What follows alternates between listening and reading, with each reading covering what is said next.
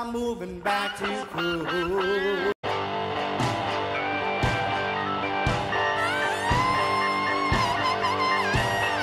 got that wonderful water running through my veins. Maybe that's why I've been having seen. I can't even drive, I can't even think. I'm a lazy side, I wanna drink. Kids will be born with 6 fingers and toes. Packing my bags, I'm moving back to the hotel. I drink every night, I can't get my fill. Since General Electric had a chemical spill. They say that won't hurt you, no, it won't do a thing. Get out of your tub, there's a radiation.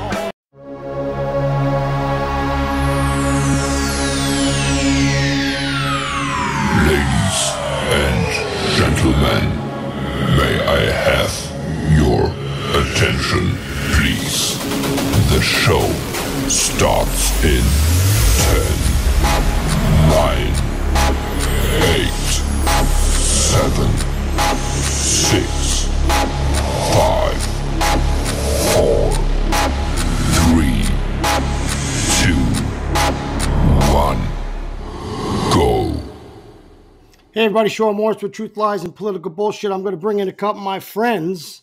You may know some of them. One of them is my boy Timmy. Timmy, how you doing, buddy? Pretty good today here. We're ready to get rolling here with a new podcast, and we get a special guest. Bring him on in, Sean. Let's get going. So listen, before I bring him in, let me just give you a little synopsis because, nobody would ever believe that John McDonald, our assemblyman, would come on our show. But there's one thing I could tell you about me and John. We've had some drag-out fights, and at the same time, we've done a lot of good things together for the city. And, during my years of negotiating contracts and fighting for firefighter rights, he was the mayor of the city, and he had to try to balance, not just the fire department, but other unions as well. So, we used to have some drag out, bang your hand on the desk kind of fights, but, we settled some contracts. Firemen got some good benefits. We got some decent raises, certainly not as good as that assembly raises that they just got, but certainly we got some raises. And I'm going to tell you, we did a lot of things together, contrary to what people believe, and solved a lot of problems. And today we're going to talk about bail reform, and we're going to talk about the raise the age, because you and I have both been outspoken critics of the amount of violence we've seen across the state of New York, right here in our hometown.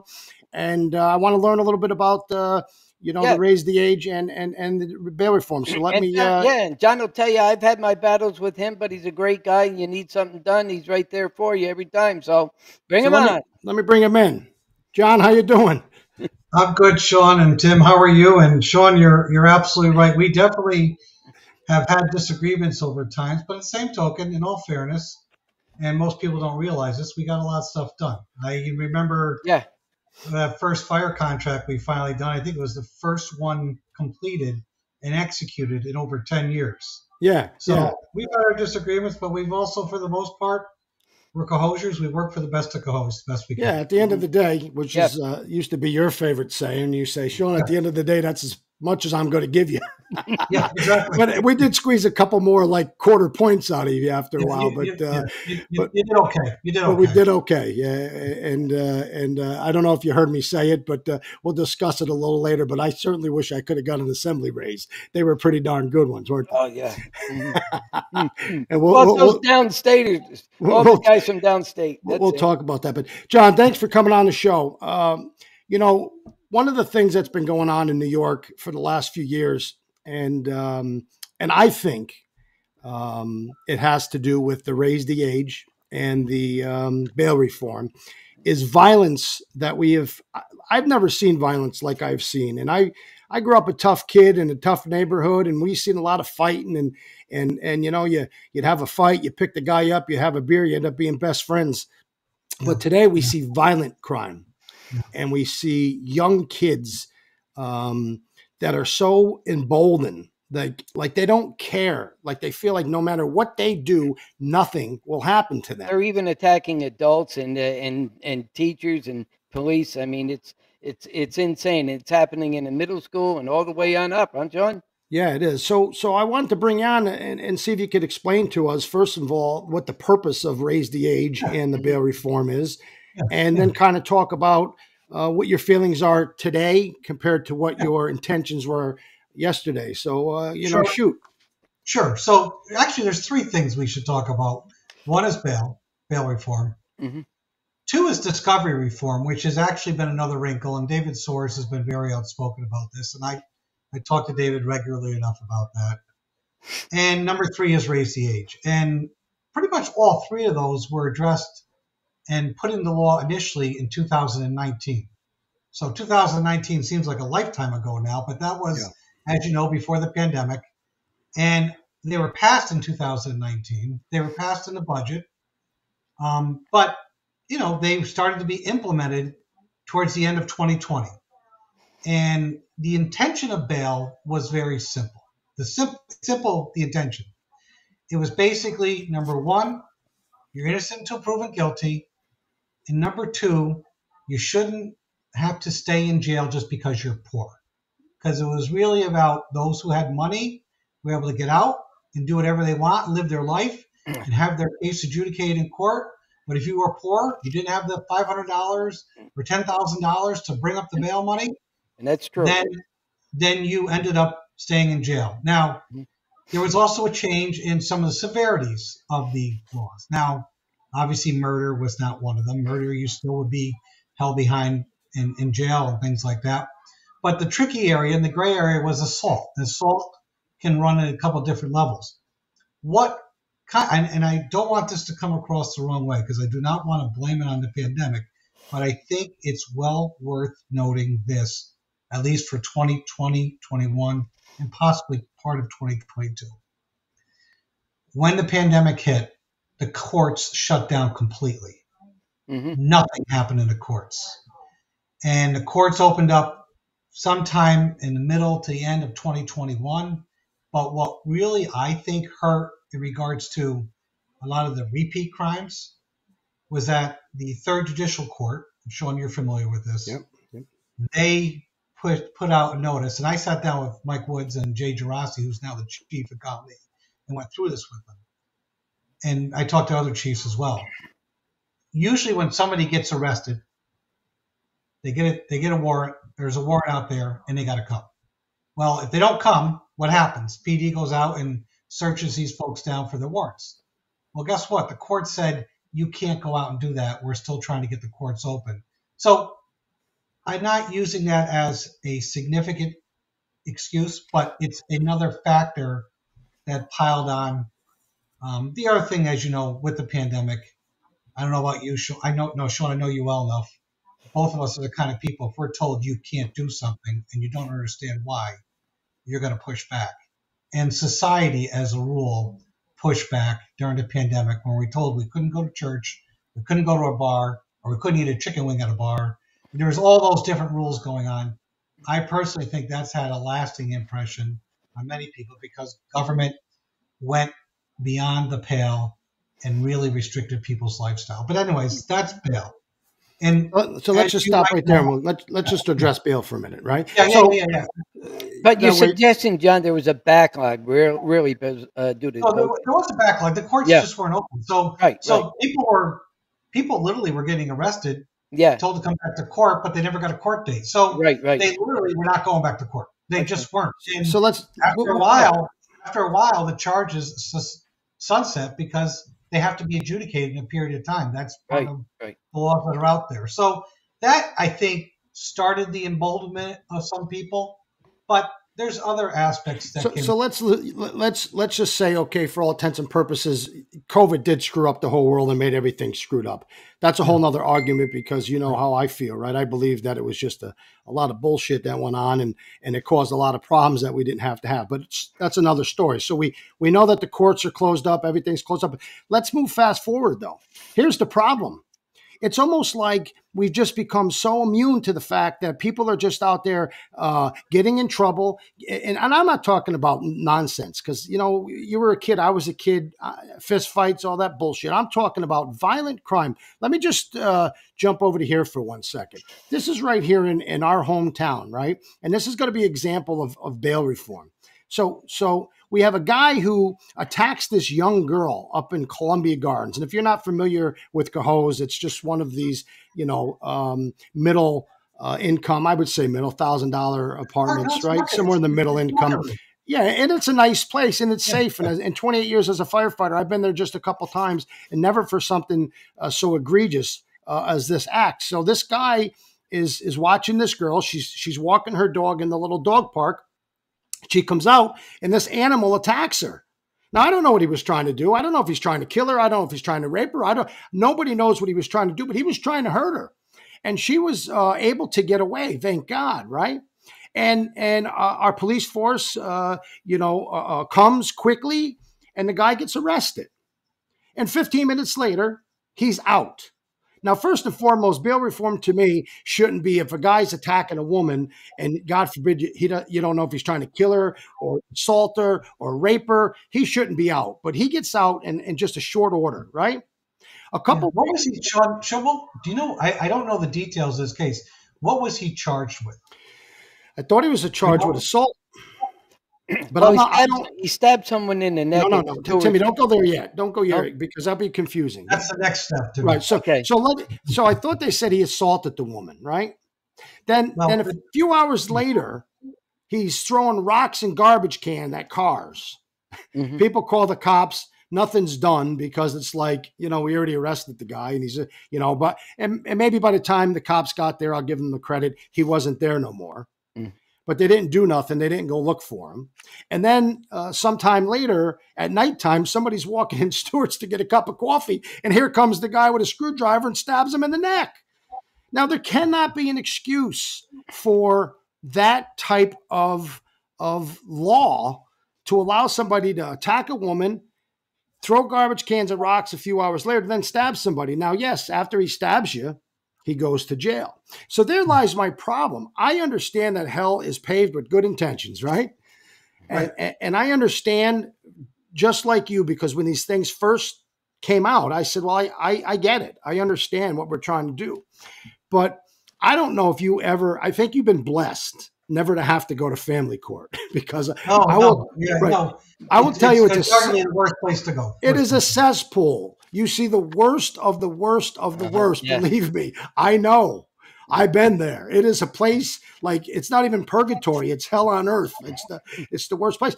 And one of the problems are, I should say, is that they're so overwhelmed just with family matters. Now we push all these young kids, 16 and 17, into these, and we'll talk about that when you talk about raised age, but it's just overwhelming. So we have seen New York City mayors. We have seen DAs. We have seen police officers, police unions screaming at the top of their lungs to say, look we understand your good intentions, but shit, it's not working. Yeah. So what are we doing now? Not looking backwards, not saying, okay, we had good intentions. It didn't work out. This is what we have to do. Yeah. Because even David Soers is now a very vocal critic of the raise the age, and he's been very vocal about the bail reform. Yeah. So on the bail reform, Mr. John, what is it that an assembly member like yourself is trying to do to fix this problem? So what we did last year is, and as you know, the budget was held up by about a month, and it was strictly because of bail.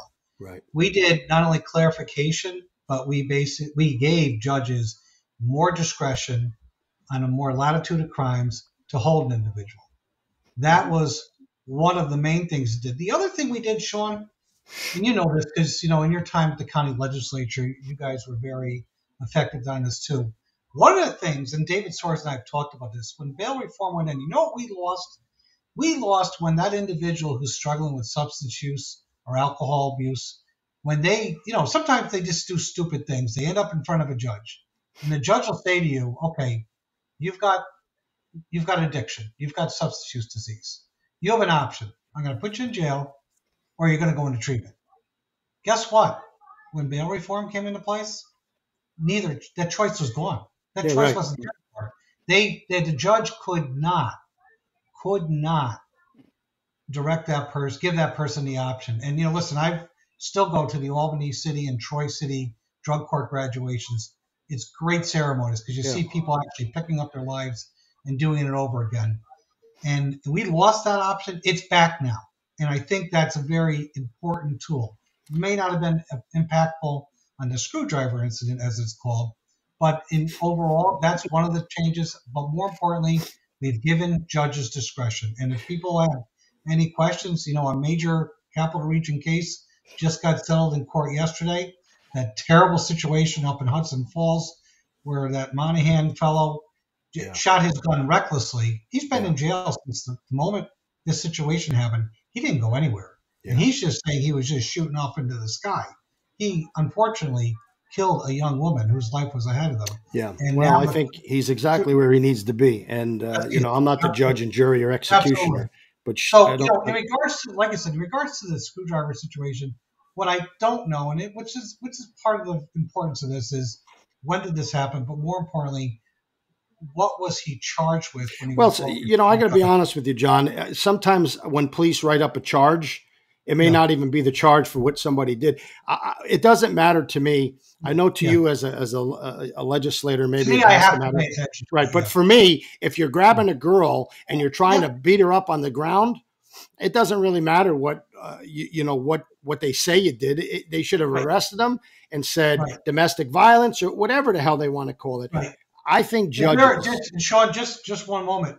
There have always been and are now even more stronger language in there regarding domestic violence. So if a woman claims that he abused her with domestic violence, that is actually a reason he can be held. Now, and I guess I probably misspoke because this is a stranger grabbing her while she's at the dog park. He puts his hands on her. Yeah. He should have been at least put in jail.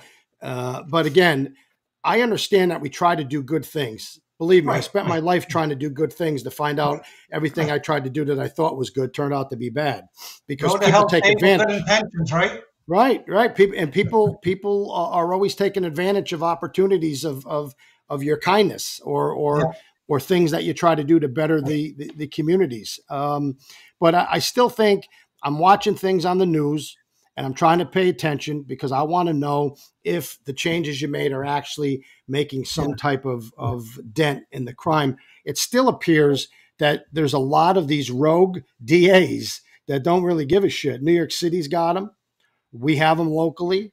You see it all across the country. These things become contagious. And I hate to say it like this, but we're a really liberal state, right? And it almost feels like we're the liberal partner of California. And if California does it, New York does it. If New York does it, California does it. And some of these things, John, are really just out of control. They're out of control. It seems like a contest sometimes between New York and California. It certainly does. And I think it's really resources boils into that too, because they prioritize what they think is priority. So they direct the resources for the more serious things, Well, one of the problems, Timmy, that I see is that we're becoming this country that we look at social issues before we look at everything else, right? We got to make sure that if you're born poor, somehow that's an excuse for you that if you commit a bad crime, you should not have to have bail. That's, there's a lot of arguments that I make. I was a poor kid. I didn't grow up rich by no means. But that didn't give me a right to go and be a guy hitting somebody over the head with a baseball bat. And some judge let me out of jail for that, right? So there's a lot of things that this world seems to be doing right now that are more social experiments than they are, anything else. And one of them is the 16 and 17-year-old raise the age. And I just want to jump over and see if I have this. This is David Soares. Let's just check him out for a minute here. County District Attorney David Syed has more now why he's calling for change and why others say it's helping young people leave a life of crime. This is not a political issue.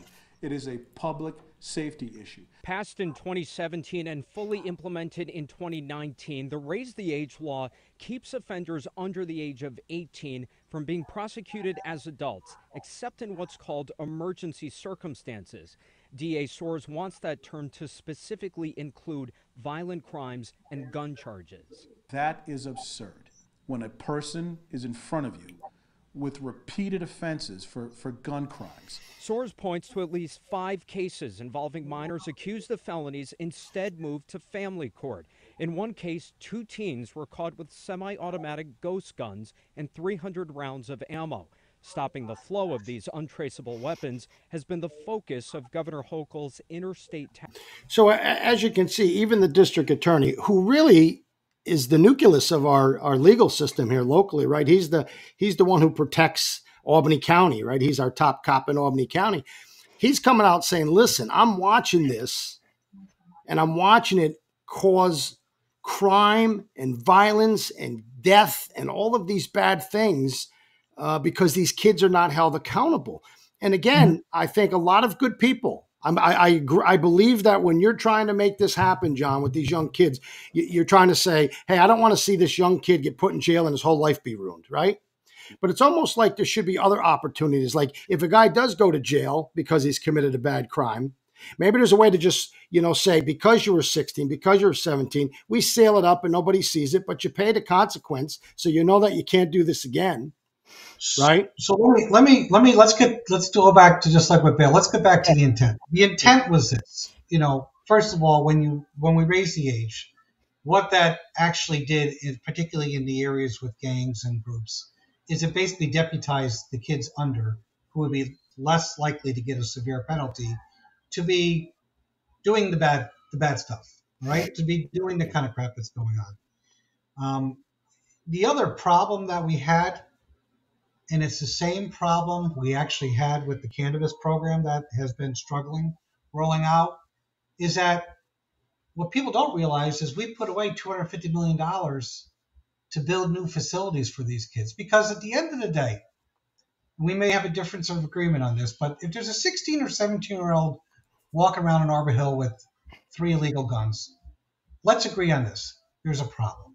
Oh, there's a problem. Absolutely. There's a problem. Yes, so therefore, how do we resolve the problem? What we should be resolving the problem with, but we don't have the facilities in place still to this day, is to put them into more beds at the Albany County Secure Correctional Facility. Absolutely. Sean. That's something you supported when you were county legislator. Correct. They have a juvenile one for that. That's what he's talking about. Right, exactly. The intention would raise the age is what we should have done is built the facilities and established the programs first, and then you start raising the age. Instead, what we did, just like with cannabis, the interesting part is we supported legalization of cannabis with the intention that these retail stores would be up and running in a year or 2 years. So we decriminalized right away. You know what happened there? Now in New York City, you can't go 3 storefronts without an illegal head shop going on. And the cops aren't going to do anything about it, and I don't blame them. Because, quite frankly, they try to engage, they get accused of just taking advantage of people.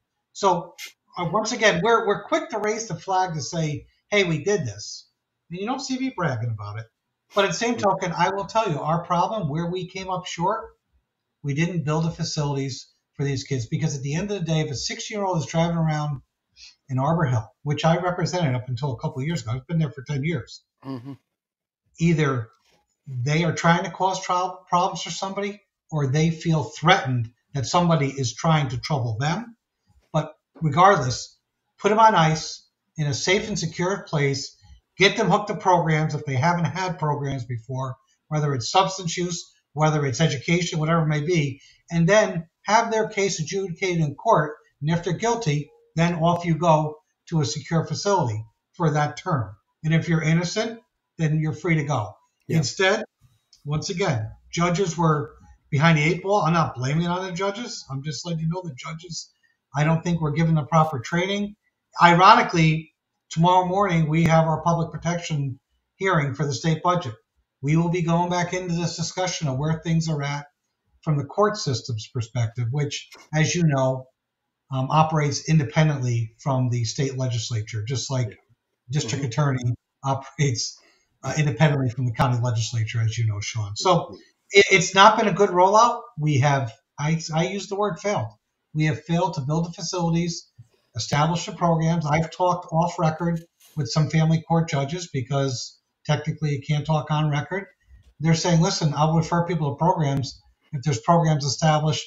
And Sean, you know, by working with the county, there's a lot of great nonprofits that can help provide services to these kids and get them into a safe place. So we have not been successful to the degree we need to be.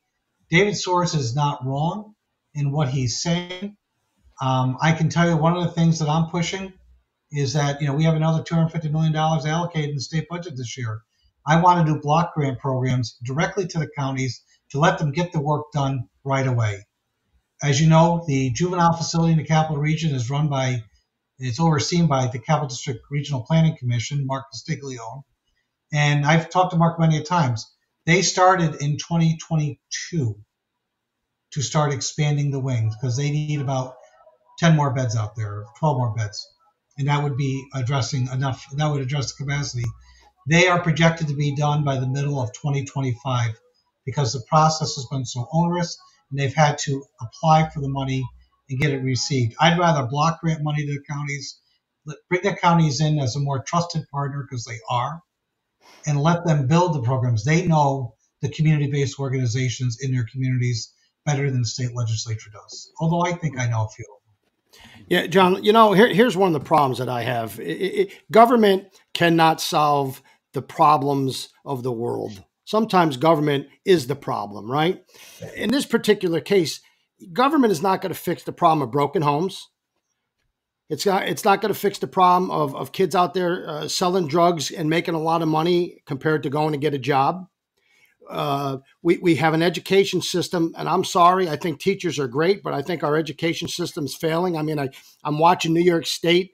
They're more concerned about whether they should take the logo down for a school that has calls themselves the Indians or the Warriors than they are for kids failing out of school or the truant officers. Is there even God bless Joe Lutz. I mean, I know. What a great guy. Yeah, you weren't skipping school when Joe Lutz was around because he'd have your ass back in school. Even when we had Heiko running around, they didn't skip school. Yeah, Heiko was playing hoop with him, but that's beside the point. Mm-hmm. There's so many problems that are outside of the government realm, families and broken families and single moms raising their kids, drugs, grandmothers 80 years old trying to raise kids that are 16 and 17. I don't know what the problem is. I can't wrap my arms around what was the difference between 1986 and 2024. We were kids. We still had the same problems. But what made the kids today so brazen that, I was talking to a friend of mine. Well, Sean, I mean, look at Hollywood. Most of the movies they put out are all violent. I was... Yeah, you're right. But Sean, first of all, since you mentioned 1986, the Mets were actually good back then. They were. But I mean, really, 2024, right? No, they were. That was the year. That was one go of the ahead, years. Go ahead and look for a movie, okay? Most of them are either Halloween type movies, killing movies, and this is what they're exposed to. Okay, well, all the time. Thing is, here's the thing. Listen, Sean, when you and I were in high school, if a fight went on, you wouldn't hear about it until 2 or 3 days later. Yeah, nowadays, everything is being filmed in real time and uploaded to someone's social media. So we are more exposed to things in a much quicker manner. And once again, since we all are guilty of spending a lot of time on this thing, we see a lot more. That being said, awareness is good. But to your point, solutions are going to be the key. And I think it's a challenging situation. As you know, I represented Albany for 10 years. I had a high minority population. I heard very clearly from the minority representatives, and you know folks like Carolyn McLaughlin, Wanda Willingham, Corey Ellis, who talked about how the minority community felt incarcerated at times when it was unfair. So it's a balancing act of trying to right the ship. And, some people who aren't exposed to that may not recognize that, may not want to hear that. On the other hand, yes, the pendulum swaying too far. We've made corrective actions on bail the last couple of years. We gave $80 million to the DAs and to the state to improve the discovery system so that things won't be falling through the cracks. But David will be the first to tell you he still needs more staffing, because now, as opposed to 20, 30 years ago, pretty much every police officer, at least in the city of Albany, is walking around with a little video on their lapel. So whenever an incident happens, whenever an arrest is made, an incident happens, every single one of those cameras, and I know our Coast police have those cameras as well, they have to be preserved for evidence. Someone has to go through, review it. It's a lot of work. It's not easy. On the other hand, we're trying to look at having a fair justice system where those who are charged have the opportunity to defend themselves. And at the same token, and I'll go back to that line, if you're poor doesn't mean if you are poor. And people are poor for a variety of different reasons. Some may choose to be. Some may not have the means to be able to fight their way out of it. You know, Sean, you've told the story. Lord knows I heard the story a ton of times, but it's true. You grew up in the projects. But you know what? You worked hard. You made something out of yourself. You fought your way out of it. Yeah, the bottom line is that, you know what I had? I had a great mom. I had a support staff of people. I had a community center. I had mentors. All those things are gone today. So what we have? So community center saved your butt, my butt, yes, Tommy Jakes'. Oh yeah, Tommy a lot of Jakes' butts. butt. Yeah, oh my God, it did, and it wasn't right. the guys like John DeMel and Joe Lutz. They were stepdads to many people. Yeah, it wasn't the bricks and mortar, right? It was the mentors that walked the halls of those places that kept me alive, right? And so the bottom line is, if you think about it today, those things are missing, John.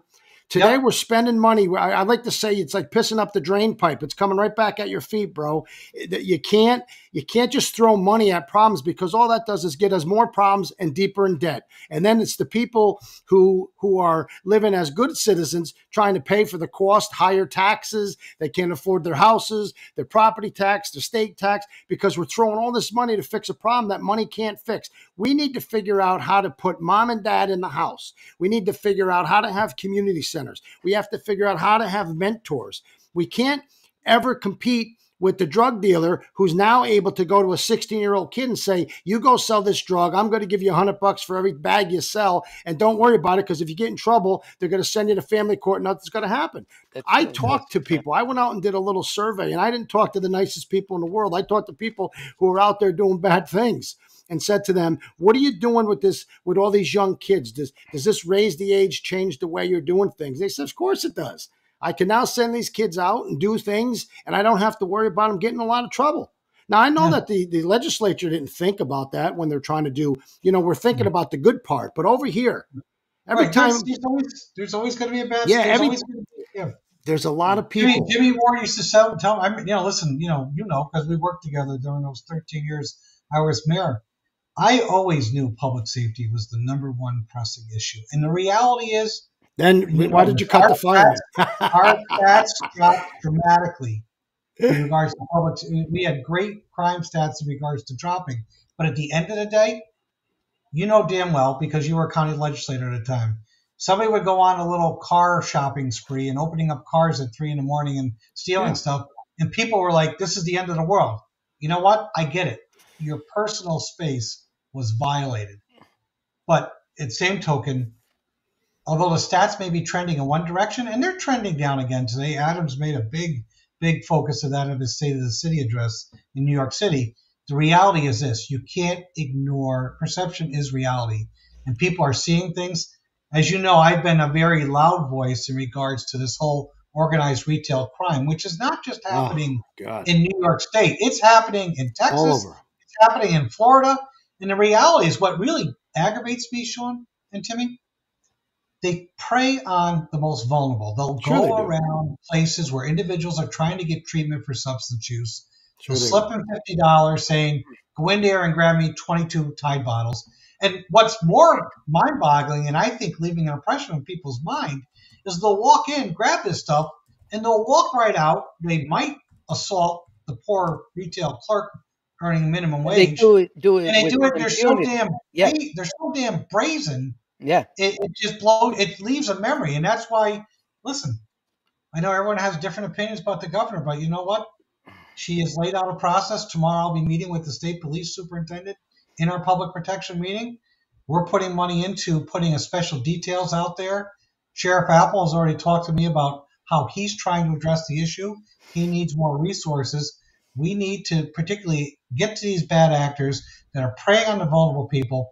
But more importantly, we need to get to these organizations, and I won't say who they are because I don't know exactly who they are, but there are people who are facilitating the movement of these illegally stolen products onto the internet. Bottom line is, if you're on Amazon or you're on Etsy or whatever it may be, and you're buying something very, very cheap, there's a very good reason it was hawked from some other part of the country. Well, John, you can't have a place like California that says you can rob up to $900 and we're not going to arrest you. I mean, come on. I mean, I don't know. Maybe I'm just so smart that that it blows my mind, or I'm so stupid I can't wrap my arms around it. But if you say to everybody who's living in the hood, "Hey, go rob $900," nothing will happen to you. I guarantee you that the filet mignon section is going to be empty. Yeah, it's so bad that there's cases where they're picking up these riding mowers outside of Home Depot, picking them up and putting them right in the truck. I've always wondered if that would happen. And, listen, it did. We know, listen, there's, and I'm not saying I agree with this, but there is the conversation about crimes of poverty. If the mom is stealing milk to feed a child, you know what, Mom, here. Get in the WIC program, get some support. Well, here's the problem. So stealing chainsaws is not a crime of poverty. That is just crime. Here's my problem, though. That's why I named the show Truth, Lies, and Political Bullshit, because there's political bullshit when you say, well, and I'm not just pointing at you. I'm saying in general. I'll point it at you, too, though, because you're assemblyman. The bottom line is, I don't give a shit how poor you are. It isn't the poor people that struggle, John. Poor people get WIC. They get food stamps, they get their rent paid for, they get their heat paid for, they get a cell phone, they get everything that they need. They might not have a lot of cash, but they have the things they need. The middle class guy who makes $1 too much to get the food stamps, the WIC, he's the one suffering. And so when these people say that I'm robbing a store because my kid can't eat, I call bullshit, because there's so many programs to help those people. You're robbing the store for your, right. And that's why they either connect with the programs or they get arrested and go to jail. That's right, because if you steal something because you say your kid can't eat, I call bullshit. 95% of the people that say I'm stealing because my kid can't eat, it's got a 65-inch TV on their back. That's not, what are you going to sell that to feed your kid? There's so much bullshit in the world that it's hard to say, it's hard to divide what's real and what's bullshit. Look, we live in tough times right now. We really do. I appreciate the hard work that the Assembly and the Senate does. I don't see the eye to eye in a lot of the things that they do, because I always believe government is just trying to figure out something to do something. That's just my opinion. I was in it, right? I was in the county legislature. I used to say, holy Christ, this is probably the biggest waste of $5 million a year back when I was there. It's probably about $10 million now. But government needs to figure out what its role is. And it shouldn't be overstepping that role. And sometimes they overstep that role. They try to do good things. We're a pluralist society, right? You know that best. You got more people coming at you from every angle. Some want bail reform because it makes them money. Some don't want bail reform because they lose money, right? Some guys want this because they make money. Some want that because they make money. Everybody's coming at you for their own purpose. And it's really hard in our system not to have to try to address all those things, because that's what our political system is. I applaud your honesty. Yeah, I agree with you. I will say this, because sometimes I'll say this, particularly in our conference. And as you know, Sean, inside conference, whether it's the caucus that you will work with the majority in the legislature, or we have in our house in the Democratic Assembly, most of the stuff is, the arguments are done behind closed doors. It's just the way it is. Yeah. Right. And I've always said, are we really going to govern by exception all the time? Because when we govern by exception, we tend to basically twist ourselves up. And it's a balancing act. I tell this story often. My first day in the legislature in January of 2013, in the conference room, Jack McEnany gave me a hint of where to sit. It's a great seat because you can watch the whole show unfold. And Shelley Silver was the speaker at the time. And he brought up some topic. And all of a sudden, I'm hearing from Queens, I'm hearing from Brooklyn. I'm hearing from Long Island, Watertown. And I'm like, oh my God, I feel like I'm living in a foreign country because Cohoes is like a little cocoon up there. We all, listen, you and I are best examples. We'll fight all the time, but we get along with each other and we move on, right? And New York State's diverse, probably too diverse for some people, but that's the state we live in. So we try to cover all the angles, and sometimes we're successful and sometimes we're not. Yeah, I appreciate that. And I appreciate your honesty to say that some of these policies were had great intentions, but didn't pan out the way they were expected to pan out. So I applaud you for that, and I do thank you for coming on our show. You know, John, I'll just leave you with this, right? Because I know it as the mayor. You know it as the mayor. When you start spending a lot more money on a lot of things to try to solve a lot of problems, you end up cutting things because you don't have the money to pay for other things. Right. I don't know if you heard me. I was kind of busting your ass a little because, you know, public safety was big for you. I was busting my ass? No. I was busting your ass a little bit because I said to you, you know, you said public safety is important. I said, why'd you cut the fire department? But there was a reason for me to say that, right? And here's the reason. Because when you're making 20 grand, you can have 40 guys. When you're making 80 grand, you can have 20 guys. There's only so much money that people can pay. I get it. I used to say as a union rep all the time, don't outprice yourself because no matter how much you think you're worth, somebody's paying the bill. In the state of New York, if we keep throwing money at all of these programs, only to have to go back and try to figure out how to fix them, and it's over and over, you get into a position where you end up saying, we got to cut stuff. And so I understand that balance. We both sat in the seat that understands that balance, right? Absolutely. You're absolutely right. And so it's not an open checkbook. It's not an open checkbook. So, you know what? I wish you well on your endeavors. I hope that you'll, continue to fight for the city. Thanks for all the stuff you brought to the city for us. Again, I wish that And true to form, Sean, it was supposed to be 20 minutes, and here we are, a minute 42. Well, isn't that always the way? The only thing that never lasted long enough was the contract negotiations because you'd throw me out in like 4 minutes. So I guess we made up for it here. Listen, you know what? I say this all the time. I never went to arbitration with any of the groups. We always got. And I am going to say this. Can you do me a favor? Now, this is putting you on the spot. So you're going to say that prick told me he wasn't going to put me on the spot. But you know what? There's a lot of people struggling right now, right? Yep. The assembly takes a huge raise. That raise was more money than I got in my whole career. You guys got 1 year, right? Mm-hmm. There's a 2025 provision, I believe, that says that you have to go down to $30,000 in income, right? Is that correct? So what was passed into law, just to be clear, is that with these increase, there was also provision put in that you would have a limit of outside income no higher than what the current pension cap is right now, which is $35,000. It's $35,000 right now. Now that is being challenged. You bet your ass it's being challenged. Well, it's being challenged in court by the Republican Party. Listen, here's my take on it, John. I'll leave you with this, and you'll say, "Bastard." And I hope you'll come on the show again because I'm sure there's a lot of stuff, right? But here's the deal: when the lawmakers make the laws, and they take, for example, a raise with the premise that they're only getting this raise because in 2025 they'll have to give up being lawyers and doctors and whatever else if they want to stay. Well, not give it up. They'll be limited in what they can. Well, yeah, okay. So what you do is you tell your wife, I'm putting my law firm in your name. I'm a smart guy. There's a way around all this bullshit. But ironically, the lawmakers make the law, then the other part of the lawmakers sue. If they sue, and all of a sudden, mysteriously, it comes back and says, you can't do that. It's illegal. Do they give back the raise? I don't know. I don't know what happens. Well, will you come back on the show when that happens and let us know? I'll give you an update. John, I don't know what happens, to be honest. John, you got to Bill Morse here for the extra 20 minutes here.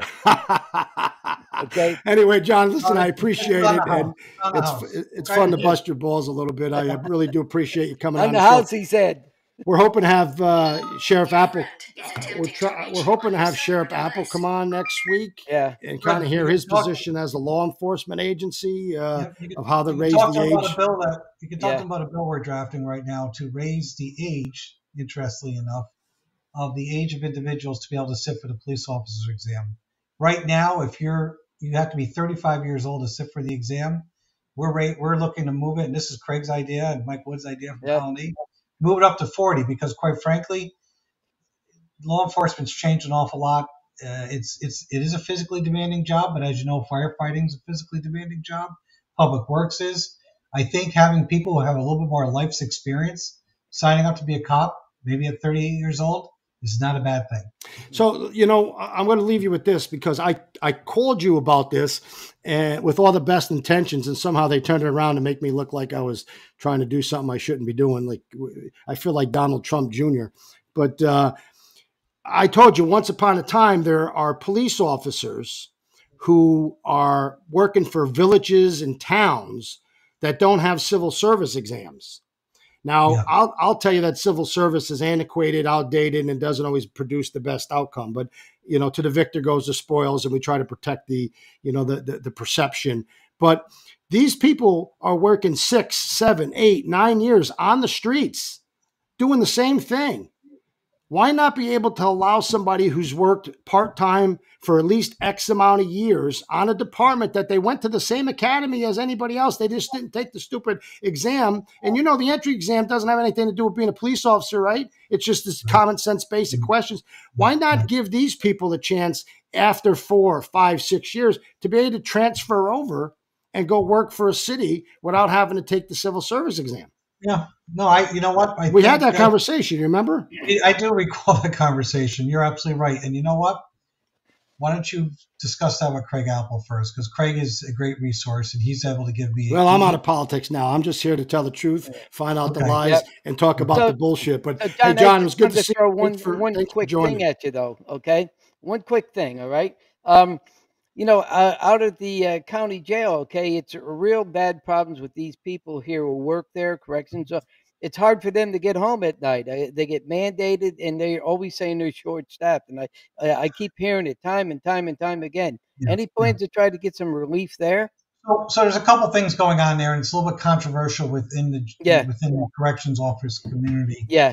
One of the problems we have in Albany County, and Sean knows this better than anybody else, is that they are stuck at this 1,000 bed capacity. So therefore they have to staff it at 1,000 beds. Mm-hmm. Right now, for a variety of different reasons, they're down to about 350, 400 people. Well, because we don't put nobody in jail. Huh? We got to put some people in jail to fill that up. Well, I said for a variety of reasons. Regardless, the reality is for the last 3 years, the Commissions Council, which oversees the prisons, it's not DOCS, it's a different group. They have finally issued, and Craig has actually requested with the county executive support for them to come in and take a look at what their staffing needs need to be. That maybe allow them to make some more adjustments. As you know, Craig has been pretty creative. He's got a treatment facility out there for individual substance use. He's got a homeless shelter out there for people. And now the next best thing, we were actually able to direct some money to the county for this. He's going to be doing an overflow shelter for dogs. He's got plenty of space up there. But your point, what about deer? We could have used one for the deer. Have a very difficult job. They end up short. Yeah, they end up short staff because they have to make these hospital runs all the time. Yeah, we need to give the sheriffs a little more latitude so they can staff it appropriately. And I think that will cut down some of this mandatory overtime. One of the problems, though, I'm going to leave with this, though, because, John, I know you got things to do. Okay, go ahead. When you have all of these things taking place, raise the age, bail reform, all these things, there's always a residual that you don't think of. And that residual really is our county jails, right? Have not seen as many people be put in the jail, which means they're not hiring and they don't need as many correction officers. They're trying to figure out how to staff this big place. So now they got a dog farm. They got all these other homeless shelters and police, in jails. I give Sheriff Apple a lot of credit because he's a smart son of a bitch, right? He comes up with all these ideas. The legislature goes, wow, these are great. I even think, you guys in the state look at some of the stuff and say, hey, this may be a step forward and this may be something we can do locally or even in our state prisons. Because when Cuomo was there, my favorite guy in the world, he was closing up all these prisons and then you have all these buildings. So I hope you'll find a way to preserve these jobs. These are good jobs. They Absolutely. pay.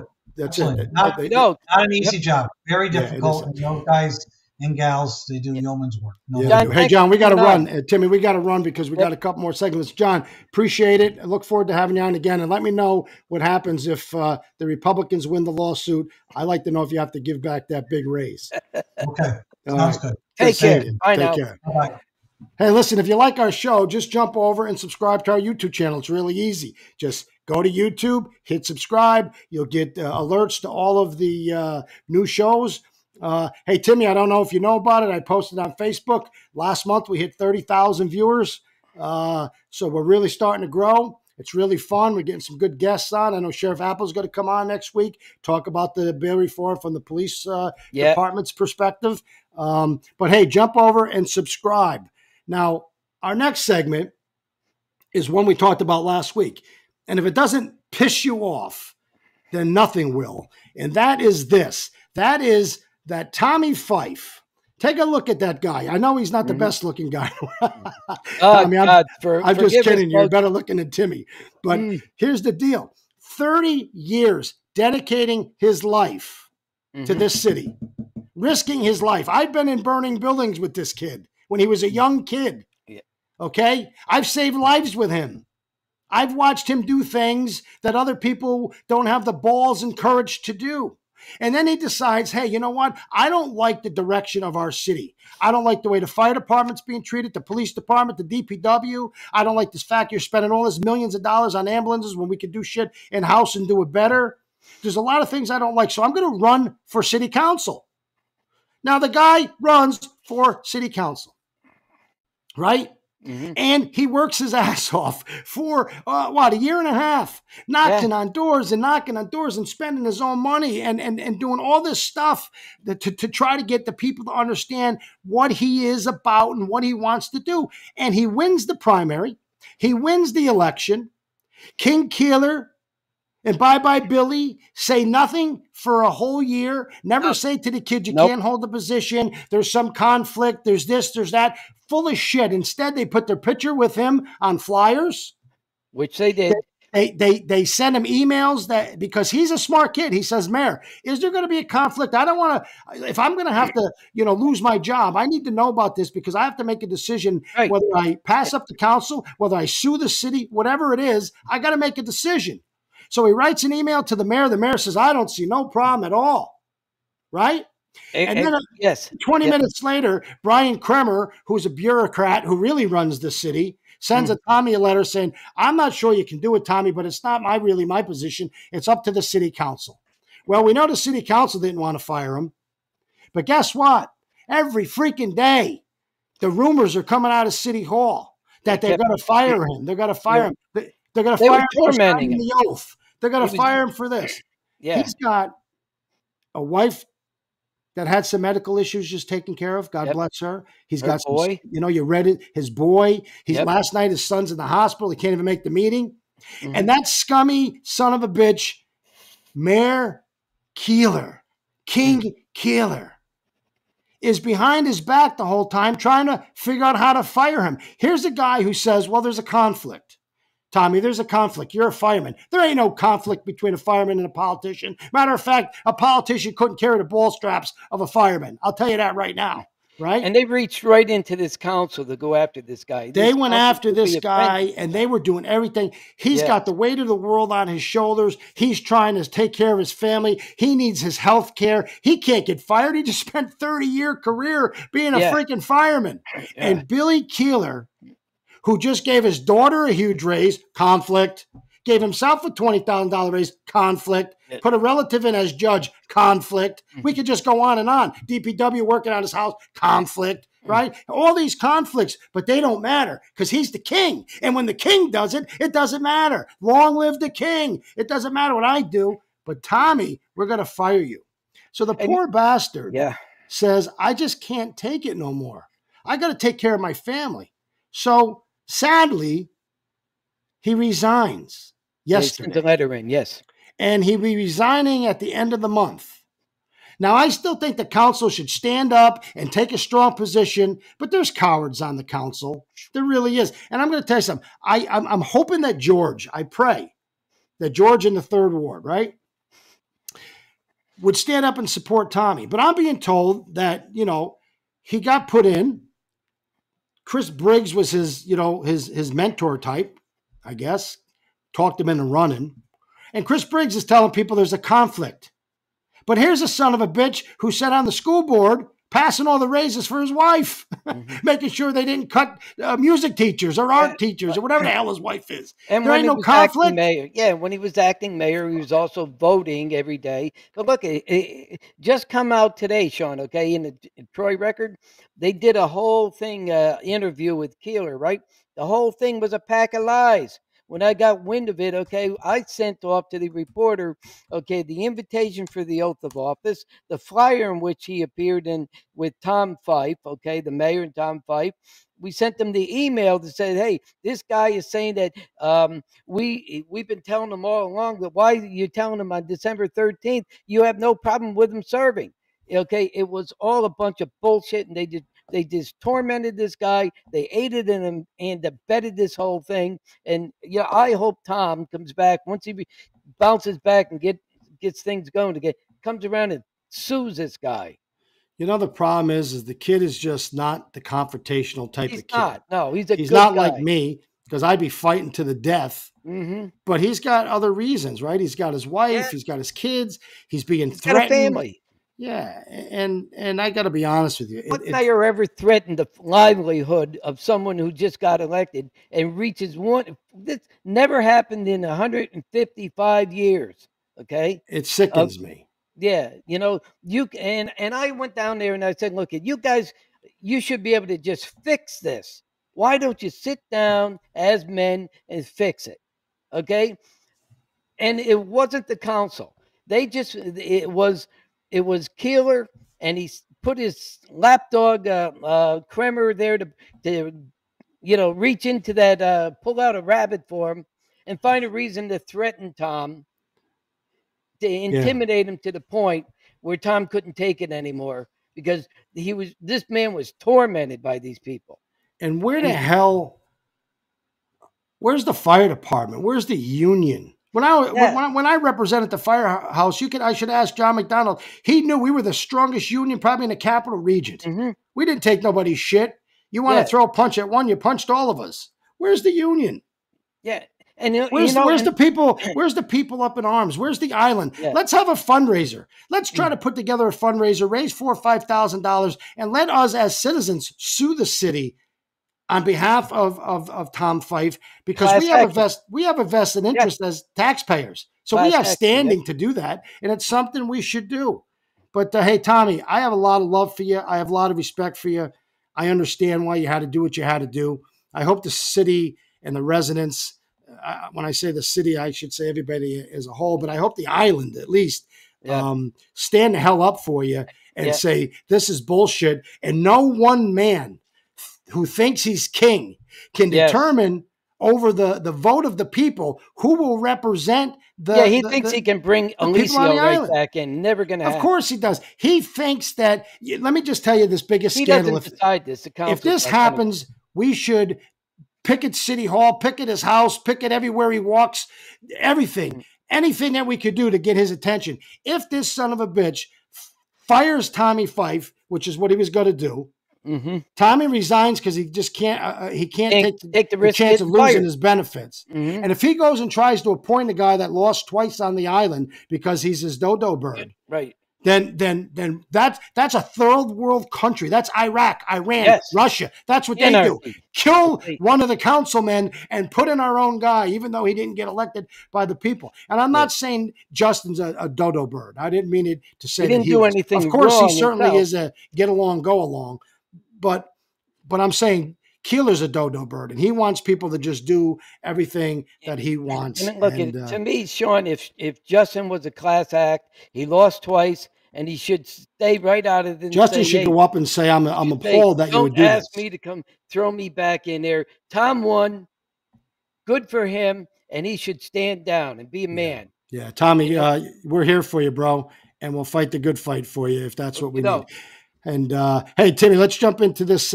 Listen, we did a whole podcast on the reindeer, right? Yeah, the deer. And sadly, our little buddy there today ironically, I told you that Marty Ribity had a birthday party. He turned 60 years old, and at his birthday party, his heart was pounding, and he was all sad about the reindeer being trapped up in Brookfield. And we talked about how we talked to all of these experts, people that raise deer, Ed Kahn. We talked to everybody, and they said the deer's fine. The deer's healthy. The deer's doing good. Well, at 9 o'clock this morning, I got a phone call from Marty that he found the deer when it's been missing for 2 days. It was on the side of the walking bridge, laying down, looked like his neck was broken, Wow. So I know he called Ed Kahn, and he took some pictures, and those pictures are on the website. I seen that you posted a thing on the Fifth Ward, and I know that you were saying that this is what you were told, this is what you thought. So let me just tell you let me just tell you the whole story from the way I understand it. So Marty Ribity seen the deer laying upside down, looked like he had a broken neck, he thought.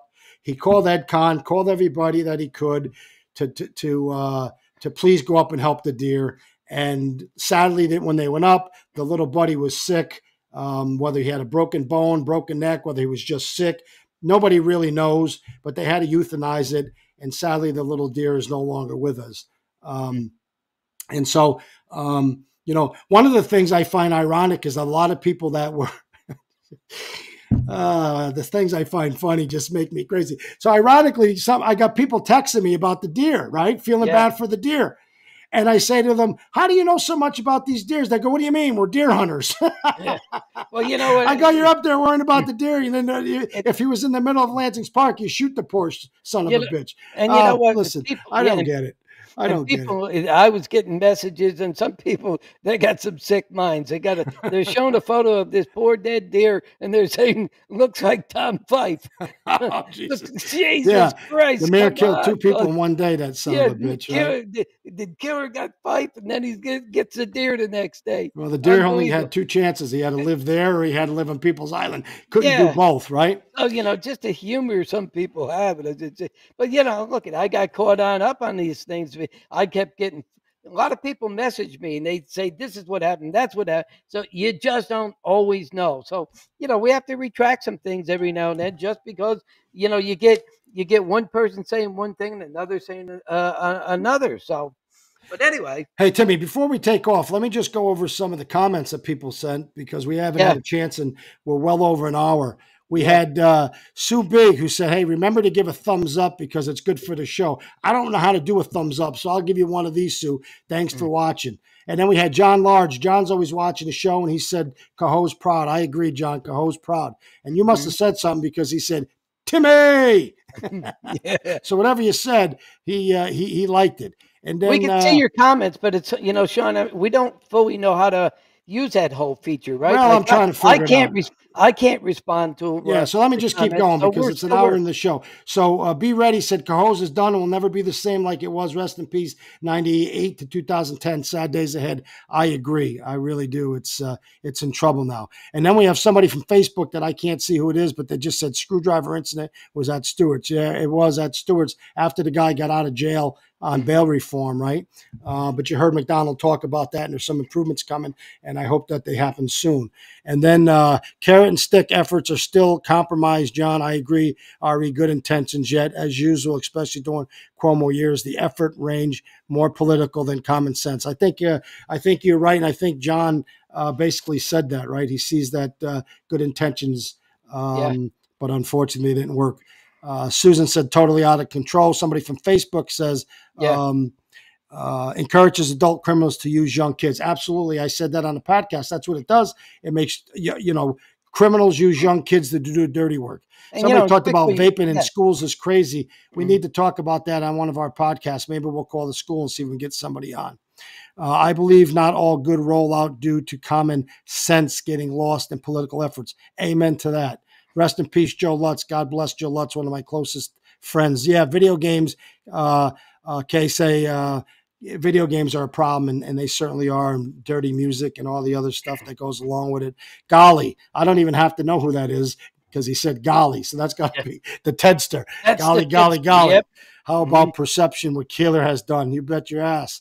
And then I don't even know what that Cesar 3 says. The city has become absolutely disgusting. Drain the swamp. People speak at a meeting, and the effing and you know what I was dying to say, can only Sean? roll his eyes. I was dying to say this to John McDonald, but I was biting my tongue. You know, I'm saying, hey, remember what the mayor said about Cohoes? If you don't feel safe, move. Hey, look, and one thing about John, and I tell you, we had some drag out fights, man. But the guy's not afraid with him. Yeah, he's not afraid to come on and face you. He's not afraid to talk to you, and he's not afraid to, you know. He's told me before I was wrong. I was impressed with him tonight, saying I was wrong.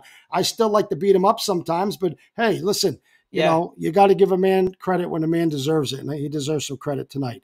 Sean Morris was Cohoes' only hope. I agree with that. Unfortunately, they hoped me right out of town. So, hey, listen, everybody, we appreciate the show. We continue to grow.